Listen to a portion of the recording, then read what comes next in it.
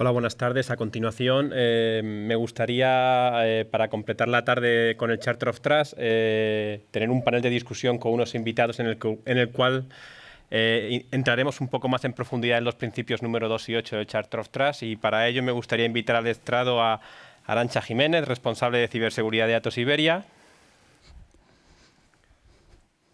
Susana del Pozo, directora de la Unidad de Seguridad IT de IBM para España, Grecia, Portugal. Hola. Lucio González, director del Cyber Lab de Madrid SGS. Mike Holzhauer, Cyber Security Officer de Siemens España. Y finalmente a nuestro anfitrión, Javier Candado, jefe del Departamento de Ciberseguridad del CNN.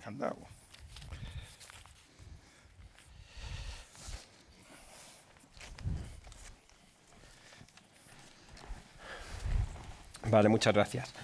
Pues nos gustaría empezar por el principio número 2 sobre responsabilidad en la cadena de suministros, y para ello, en base a lo que ha explicado antes Pino y también ha profundizado un poquito Arantxa, nos gustaría entender un poquito. El Charter of Trust ha desarrollado unos requisitos de ciberseguridad en la cadena de suministros para garantizar que existe una protección adecuada en todas las etapas.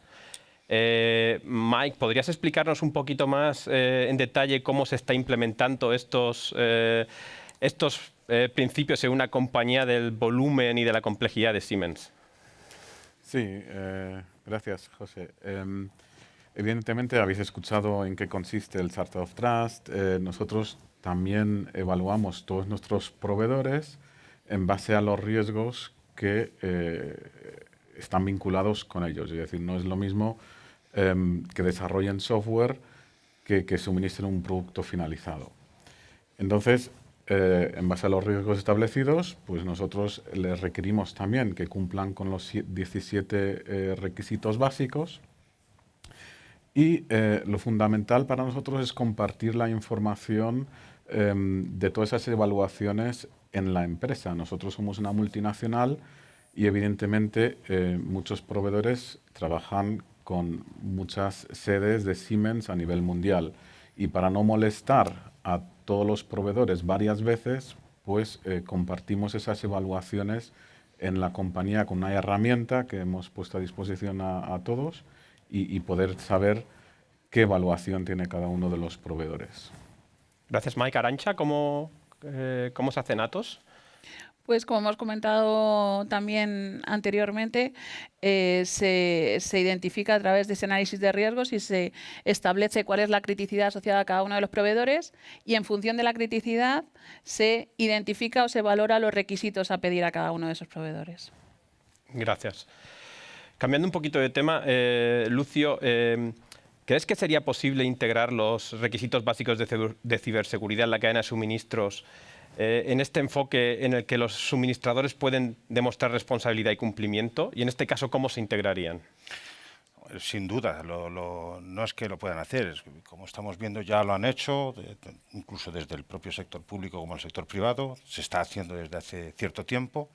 ¿Y cómo se implementan? Pues creo que ya se ha comentado, hay una fase, digamos, de introspección para averiguar cuál es el estado que tengo yo con respecto a las necesidades que tengo, los, digamos, activos que tengo que proteger.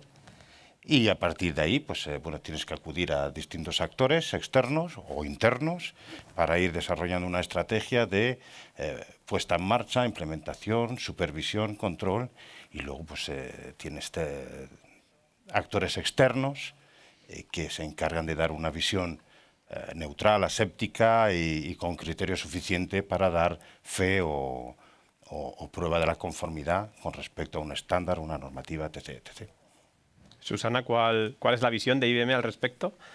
Bueno, pues efectivamente hay productos y servicios muy críticos donde tenemos esas certificaciones, pero es verdad que hay también otros productos no tan críticos donde la seguridad sigue siendo importante, el hecho de forzar a certificaciones podría llevarnos a retrasos en el ciclo de lanzar al mercado nuevos productos o incrementar costes, pero desde luego lo que es fundamental es la autoevaluación por parte de los proveedores de las medidas de seguridad. Nosotros pensamos que todos los fabricantes tenemos que imponernos estándares de calidad desde el principio, ya desde el diseño del producto, e ir haciendo esa autoevaluación en cada una de las fases sin esperar a una potencial certificación. Gracias. Pero en el tema de la cadena de suministro también es muy importante el marco normativo. Y a este respecto me gustaría a Javier lanzar una pregunta. El marco normativo del Cyber Security Act también incluye el marco de certificación de ciberseguridad, que posiblemente interfiera con los requisitos españoles de ciberseguridad. ¿Crees que se armonizarán estos requisitos de ciberseguridad españoles de las administraciones públicas hacia sus proveedores? También con los requisitos que vienen del Cyber Security Act, así como de los otros miembros europeos. Bueno, lo primero que tengo que decir es que el esquema de certificación no solo desde una empresa hacia los proveedores, sino es un esquema de certificación global para todos los sistemas, ya sean de un proveedor, ya sea de una empresa privada, ya sea de un organismo, ¿no? La Cyber Security Act es un intento de homogeneización de la Unión Europea en certificación. Tiene muchas similitudes con la normativa española. Si vemos el Esquema Nacional de Seguridad, establece igual que vuestro 17 requisitos que exigís a la cadena de suministro, pues estandarización de categoría básica, media y alta, bajo, medio y alto, los semáforos o como queramos, pero al final la aproximación es muy similar. A algunos le decimos que cumplen unos requisitos, otros que se autoevalúen y otros que sufran una certificación. ¿Qué vamos a hacer o cuál es el espíritu de España con respecto a todo el esquema de certificación de la Unión Europea? Pues tenemos vocación de aportar valor. España tiene un organismo de certificación desde 2007 certificando productos y tiene un esquema nacional de seguridad de 2010 certificando sistemas y servicios. Vamos a poner a disposición de la Unión Europea todo esto y creemos que en las certificaciones, tanto de productos como de servicios y sobre todo para los proveedores, tenemos que basarnos en dos cosas. Por un lado, la seguridad por defecto, y por otro el empleo seguro de los productos, servicios, etcétera. Si cubrimos estos dos campos, yo creo que podremos llegar a un buen acuerdo. Y así que el objetivo del CCN para 2021 es erigirse en autoridad española de certificación para poder ejercer la necesaria influencia en la Unión Europea. Gracias. Lucio, opinión de SGS al respecto. Poco más se puede añadir a lo que ha dicho Javier, más allá de reforzarlo, no solo de reforzarlo, sino de apoyarlo desde la perspectiva de nuestra, de tercera parte independiente, apoyar ese proceso de armonización, de aportar valor, porque entendemos que todo contribuye a darle precisamente, valga la redundancia, a darle más valor a los productos, a los procesos y a los servicios. Hay partes que son necesarias, que comentaba antes de introspectiva, como la autoevaluación, que son de puertas hacia adentro y muy necesarias para poder abordar luego otros caminos que ya es donde estamos dentro del paraguas del Cyber Security Act, por ejemplo, que es lo que viene de camino. Gracias. Pero creo que es hora, ya hemos hablado mucho sobre el principio número 2 y la cadena de suministro. Creo que es interesante para la audiencia también que hablemos un poco del tema de la transparencia y la respuesta a ciberincidentes. A este respecto, creo que no es novedad decir que desde el inicio de la pandemia del COVID se ha observado un incremento notable de ciberataques. El hecho de que todos los empleados estemos trabajando desde casa contribuye a esto. Susana, ¿podrías compartir con nosotros información sobre los tipos de ataques y cómo el hecho de compartir inteligencia sobre amenazas puede ayudar a hacer frente a este entorno de amenazas crecientes? Bueno, pues como comentabas, desde el inicio de la pandemia el número de ciberataques se ha aumentado exponencialmente. En un principio vimos muchos ataques relacionados con phishing, es decir, a través de correos electrónicos provenientes supuestamente de entidades lícitas, pero que en realidad escondían pues malware.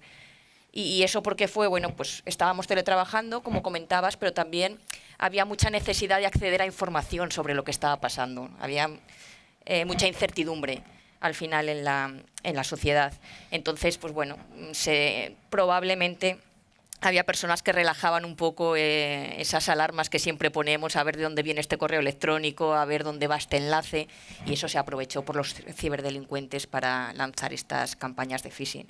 Y vimos campañas en las que, bueno, se suplantaba a la Organización Mundial de la Salud, a entidades financieras, al final de todo tipo.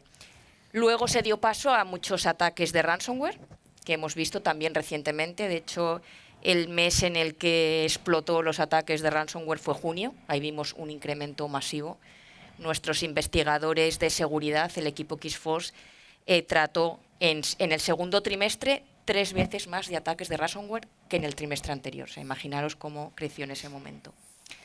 Y respecto a los sectores más afectados por estos ataques, en primer lugar el sector industrial, con aproximadamente un 25% de los ataques, seguido por el sector de servicios profesionales y, en tercer lugar, entidades gubernamentales.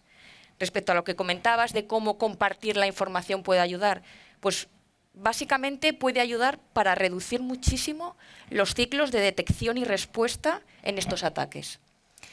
IBM, por ejemplo, sponsoriza un análisis que hace todos los años una consultora que es Ponemon Institute, donde evalúa el coste que ha tenido para organizaciones que han sido atacadas, el coste económico que ha tenido esas brechas de seguridad, ¿no?, en los meses anteriores.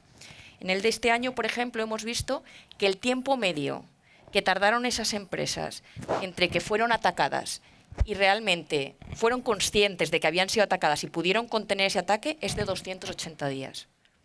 Imaginaos en todo ese tiempo todo lo que puede estar pasando, toda la información que se puede estar perdiendo o todo el impacto que podemos estar teniendo. Entonces, tener información sobre esos indicadores de compromiso, sobre qué puede hacernos ponernos en alerta sobre un ataque, pues puede reducir drásticamente esos periodos de tiempo y, por tanto, también el impacto que tiene la organización.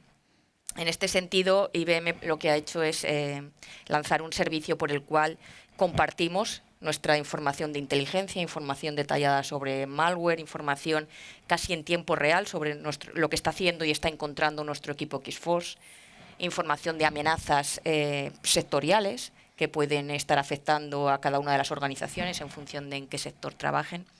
Y bueno, consideramos que esto es fundamental precisamente para eso, para ayudar a estar mejor preparados, a detectarlo antes y a responder mejor y con mayor eficacia. Mike, ¿en Siemens es algo similar? ¿Es diferente? Sí, es muy similar. Nosotros también hemos visto un aumento de los ataques durante toda esta situación de COVID y evidentemente es muy importante para nosotros la transparencia y la respuesta. Hemos tenido que implementar evidentemente medidas técnicas para disponer de esa transparencia de lo que está sucediendo y poder dar respuesta a todos esos incidentes. También hemos hecho acciones especiales de awareness, de concienciación de todos los empleados, que al final es el eslabón débil en ese tipo de situaciones de ataques y son los que nos ayudan al final a proteger nuestra empresa en todo momento. Gracias. Pero ahora estamos hablando de la situación del COVID en el que todos tuvimos que reaccionar de manera imprevista, nadie se esperaba que esto iba a venir, pero está aquí. ¿Cuáles son los planes de futuro y qué medidas se están diseñando en vuestras compañías para identificar y responder a amenazas que cada vez son más complejas? Arantxa. En el ámbito del chapter, en este caso concreto, en Atos, el principio 8 lo que dice es, o donde se centra es en la parte de transparencia y respuesta. Es importante y lo que se está trabajando es en hacer o en establecer 3 objetivos prioritarios. El primer objetivo es un objetivo de establecer las reglas del juego de todos los miembros del chapter. ¿Por qué? Porque es importante tener acuerdos de confidencialidad a la hora de compartir información y es importante también tener una política de antimonopolio. Evidentemente, toda la información que vayamos a compartir en el cháter es importante que sirva para nuestro objetivo principal, y es para conocer las amenazas y para reducir los tiempos de respuestas y el impacto. En ningún caso dejamos de ser competidores, ni en ningún caso el negocio de cada uno, ya sea productos, servicios, se va a ver entremezclado en todos los objetivos que tenemos, ¿no? Es importante dejarlo claro porque esas son las reglas que se han puesto, y lo primero que hemos firmado todos es ese tipo de acuerdos para evitar que pueda haber cualquier suspicacia en cuanto a los temas de intercambio de información de seguridad. El segundo objetivo, y en lo que estamos trabajando, es en establecer foros de debate entre los distintos expertos de las empresas que estamos en el cháter. ¿Qué estamos haciendo? Se establecen 2 foros a 2 niveles. Un foro a nivel de estrategia, de qué o cuáles son los objetivos a nivel estratégicos que se van a seguir, y el foro 2 es un foro más orientado a la parte más técnica. Ahí es donde se unen o comparten conocimiento todos los expertos de nuestras empresas que están en SOC, CSIR, SER, que son expertos en seguridad TI, donde comparten el conocimiento y todo lo que están viendo a través de indicadores de compromiso. Ahí nuestro reto principal es establecer esa confianza entre todas las personas, y lo que hemos establecido es el Human to Human Network of Experts, donde nos sirve para establecer esa cultura y que todos seamos capaces de realmente conseguir esa compartición y esa transparencia a la hora de establecer los canales que queremos para poder conseguir esa respuesta, como decíamos, global. Lo que queremos es unidad en la respuesta que vamos a dar. Y el tercer principio, pues, establece también cómo vamos a dar respuesta y establece tecnología.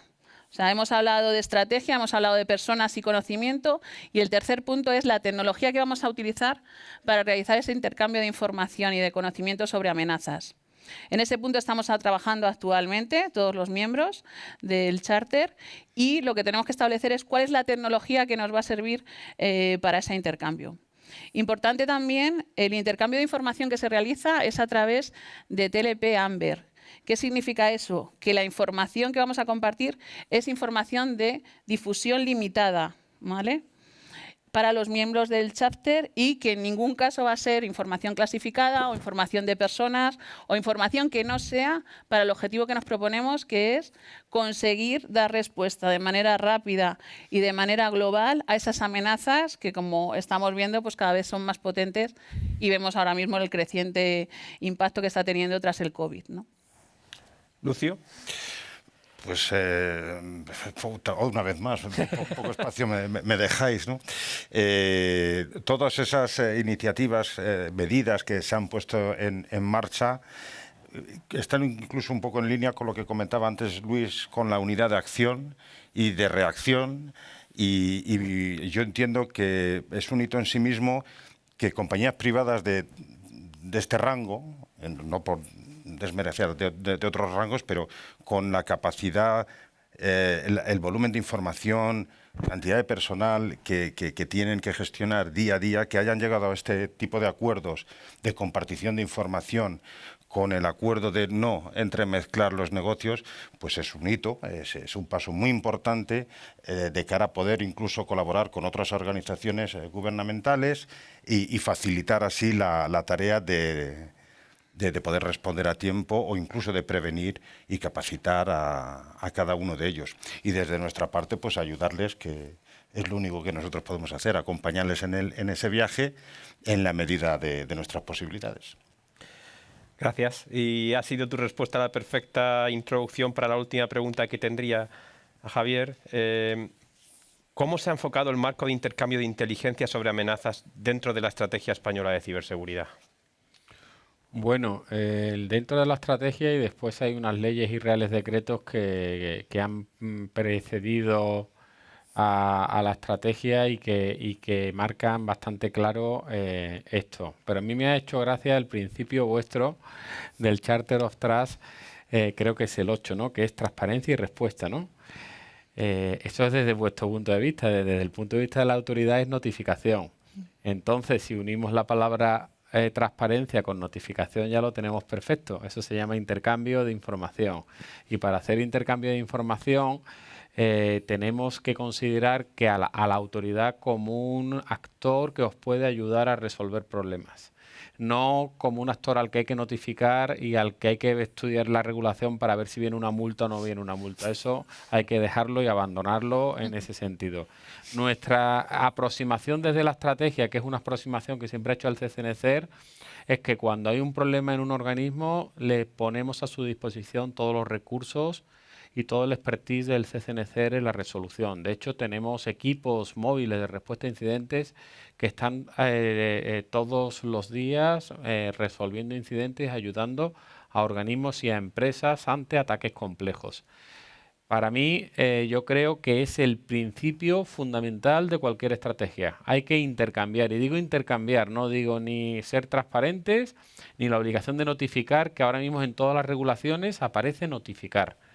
Hay que intercambiar información y lo que decimos nosotros siempre a nuestros organismos o a las empresas a las que servimos, en el caso de INCIBE, organismos públicos, en el caso del CCNCER, que nos intercambien los ciberincidentes y nosotros le tenemos que devolver toda la información de contexto y toda la información de ciberamenazas posible.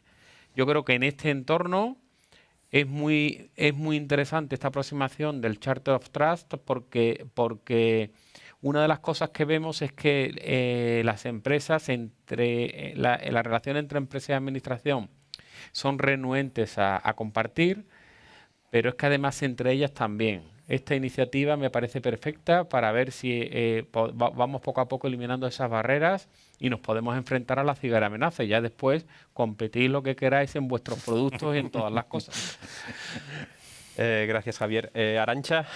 Sin duda, Javier, ese es el objetivo, intentar compartir y de manera global dar una respuesta adecuada a todo lo que está pasando ahora y lo que pasará en el futuro, que todavía no sabemos ni cómo vendrá, ¿no?